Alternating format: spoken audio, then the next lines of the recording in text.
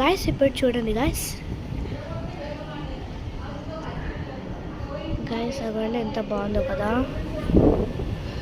అవ్వండి అది bed airport లెక్క వరల్డ్ మొత్తం ఫ్లాట్ అయినట్టు ఉంది. నెక్స్ట్ ఇదంతా అక్కడ బాత్రూమ్ ఉంది గాయస్. చూసారా ఎంత బాగుంది కదా వ్యూ.